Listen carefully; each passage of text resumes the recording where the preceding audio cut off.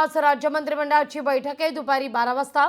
या बैठकीला सुरुवात होणार आहे। अर्थातच राज्यातल्या सर्वदूर पसरलेल्या पावसावर या बैठकीअंतर्गत चर्चा होईल।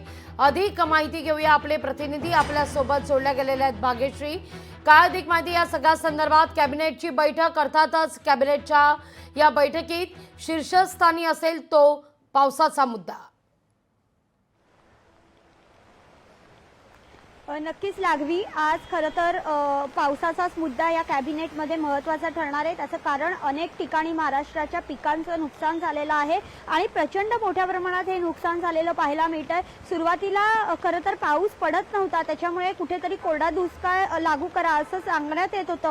मात्र आपण जर बघितलं तर ऑगस्टमध्ये जे 2 ते 4 दिवस झाले सातत्याने महाराष्ट्रभर पाऊस पडताना पाहायला मिळतो आणि यामध्ये मोठ्या प्रमाणात पिकांचं नुकसान झालंय। त्यामुळे नेमकं पिकांचं नुकसान कसं भरून निघेल, भरपाई कशी देता येईल शेतकऱ्यांना, या संदर्भात अधिक चर्चा या मंत्रिमंडळात केली जाईल। या व्यतिरिक्त आपत्ती व्यवस्थापन कसं सज्ज असेल, कुठे कुठे आपत्ती व्यवस्थापन सज्ज ठेवायचं आहे, सखल भागामध्ये जे पाणी साचतंय त्या संदर्भातले विषय असतील, नाले खरं तर नाल्यांसंदर्भातला महत्त्वाचा विषय असेल। कारण जर बघितलं तर संपूर्ण महाराष्ट्रात पाऊस पडला, तसंच सगळीकडेच रस्ते साचलेले देखील पाहायला मिळाले होते, रस्त्यावर पाणी साचलेलं पाहायला मिळतंय। त्यामुळे नाले सफाई झाल्याचा जो दावा केला जातोय तो सगळीकडनं जवळपास फोल ठरलाय। त्यामुळे नेमकं याच्यावर काही चर्चा होते का हे बघणं देखील महत्त्वाचं आहे। निश्चित भाग्यश्री, मुद्दा लक्षात येतोय। धन्यवाद तुम्ही दिलेल्या एकूणच या सविस्तर माहिती करता।